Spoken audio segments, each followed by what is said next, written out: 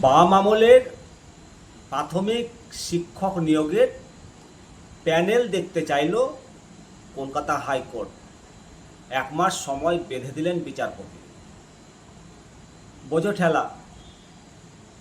এবারে বাম আমল কোথায় হলো, কেন হলো, সমস্ত তথ্য দেব আপনাদেরকে। বাম আমলের 2009 সালে মালদহ জেলাতে কয়েক হাজার প্রাথমিক শিক্ষক নিয়োগের বিজ্ঞপ্তি প্রকাশ করা হয়। তখন রাজ্যে বামেরাই ছিল ক্ষমতায়, যদিও সে সময় পরীক্ষা নেওয়া সম্ভব হয়নি। 2014 সালে সেই পরীক্ষা নেওয়া হয়। প্রাথমিক স্কুলে সেই বাম আমলের বিজ্ঞপ্তির ওপর যে প্যানেল হয়েছে, বাম আমলের নিয়োগ প্রক্রিয়ায় যে প্যানেল হয়েছে, সেই প্যানেল দেখতে চাইল কলকাতা হাইকোর্ট। মালদহ জেলায় প্রাথমিক শিক্ষক নিয়োগে বকেয়া শূন্যপদ কত ছিল, নিয়োগ পদ্ধতি কি সঠিকভাবে মানা হয়েছিল, তা খুঁটিয়ে দেখতেই প্যানেল তলব করেছে কলকাতা হাইকোর্ট।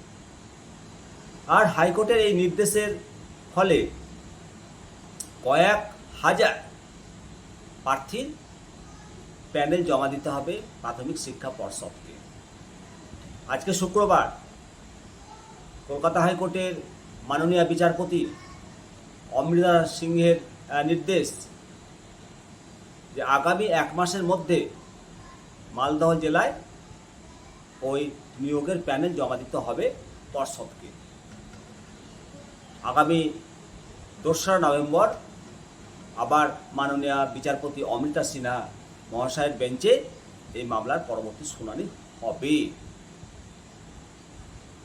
2009 সালে মালদহে কয়েক হাজার প্রাথমিক শিক্ষক নিয়োগের বিজ্ঞপ্তি হয়। তখন বাম সরকার ছিল ক্ষমতায়, যদিও সেই সরকার পরীক্ষা দিতে পারেনি, পরীক্ষা ক্যান্সেল হয়ে গেছিল। 2014 সালে সেই পরীক্ষা নেওয়া হয়েছিল। সেই সময়তে ক্ষমতায় ছিল তৃণমূল। আর নিয়োগ দুর্নীতি সমস্ত কিছুই তৃণমূল সরকারের আমলেই হয়েছে বলে অভিযোগ। তবে 2021 সালে সেই নিয়োগ প্রক্রিয়ার আবার ফল প্রকাশ হয় এবং গত বছর ওই নিয়োগ প্রক্রিয়া শেষ হয়। বুঝতে পারছেন, একটা দীর্ঘ সময়। এক্ষেত্রে 300 জন চাকরি প্রার্থীর বক্তব্য যে এই নিয়োগ যে হয়েছে, সেই নিয়োগের ক্ষেত্রে সঠিক পদ্ধতি মানা হয়নি। অস্বচ্ছ প্যানেল প্রকাশ করা হয়েছে, বহু যোগ্য প্রার্থীকে বাদ দেওয়া হয়েছে।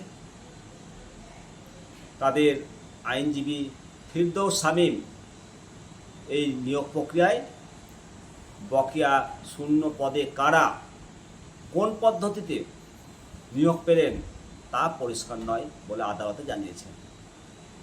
হাইকোর্টের পর্যবেক্ষণ, মামলাকারীদের বক্তব্যের সঙ্গে 2009 সালের ওই প্যানেল মিলিয়ে দেখলেই নিয়োগ প্রক্রিয়া সম্পর্কে ধারণা পাওয়া সম্ভব। আর সেই জন্যই পর্ষদকে কলকাতা হাইকোর্টের মহামান্য বিচারপতি মাননীয়া অমৃতা সিনহা মহাশয়ের নির্দেশ যে সব প্যানেল আদালতে জমা দিতে হবে। আর সেইটা একবার টাইম বেঁধে দিয়েছেন 1 মাসের মধ্যে। এখন দেখা যাক আবার নতুন করে বাম আমলের মানে নোটিফিকেশনটা হয়েছে, নিয়োগটা হয়েছে এই আমলে। সুতরাং দুর্নীতির যে অভিযোগ তা আবার কতটা প্রমাণিত হয় বা যারা অভিযোগ করেছেন তারা কি আবার চাকরি পায় কিনা সেটা এখন লাখ টাকার প্রশ্ন। তবে অবশ্যই যোগ্যরা ন্যায্য মর্যাদা পাবে, এটা ভাবা যায়। অপরদিকে প্রাথমিক শিক্ষকদের এ ক্যাটাগরি বেতন নিয়ে একটা আপডেট উঠে এসছে 1/1/2006 থেকে 3/1/2013 তারিখ পর্যন্ত। যারা পিটিটিআইয়ের 1 বছরের কোর্স, যেটা ডিপ্লোমা কোর্স করেছেন, যে এই ক্যাটাগরি বেনিফিট পাচ্ছেন, তাদের এই ক্যাটাগরি বেনিফিট যথারীতি তারা পাবেন।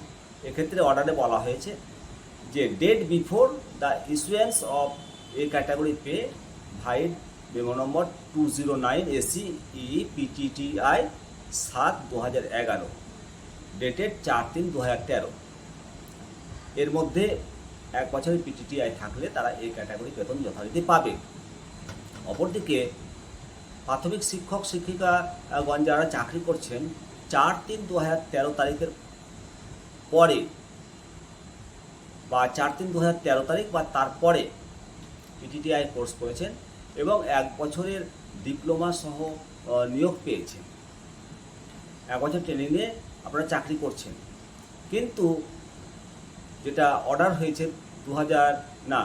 যে অর্ডারটা হয়েছে 209 ACE PTTI 7/2011 এর অনুসারে ব্রিজ কোর্স যারা সম্পূর্ণ করেনি 4/3/2013 থেকে 1 বছরের মধ্যে যে কোর্স করার সময়ের মধ্যে যে এই ক্যাটাগরি বেতনটা পেয়েছেন, অর্থাৎ 4/3/2013 পর বা 4/3/2013 তারিখ থেকে যদি আপনারা মানে এ ক্যাটাগরি স্কেল যেটা পেয়ে থাকেন তাহলে সেটা ওভারডন, এবং এই ওভারডনের টাকা আপনাদেরকে ইনস্টলমেন্টে ফেরত দিতে হবে 1/1/2006 তারিখ, এবং তারপরে 1 বছরের ডিপ্লোমা পিটিটিআই কোর্সের সাথে যারা নিয়োগ পেয়েছেন তাদেরকে এই ক্যাটাগরি যদি স্কেল পান তাদের আর কোনো কেস আর ফার্দারে ওপেন করা হবে না। এই নিয়েই একটা বড় আপডেট এসছে। সুতরাং নতুন করে আবার কিছু শিক্ষককে অস্বস্তিতে পড়তে হচ্ছে, কেননা একবার এই ক্যাটাগরি পাওয়ার পর সেই টাকা ওভারডন হিসাবে একসঙ্গেই হোক আর ইনস্টলমেন্টেই হোক ফেরত দিতে খুব একটা ধাক্কার ব্যাপার, খুব কষ্টের ব্যাপার। এখন আইন কি বলবে সেটা পরবর্তীতে বোঝা যাবে। এই মর্মে প্রাথমিক শিক্ষা পর্ষদের নোটিফিকেশন এসছে। আপনারা অবশ্যই আপনাদের মতামত দেবেন। ভালো থাকুন, সুস্থ থাকুন আর দেখতে থাকুন নিমতিতা দর্শন। নমস্কার।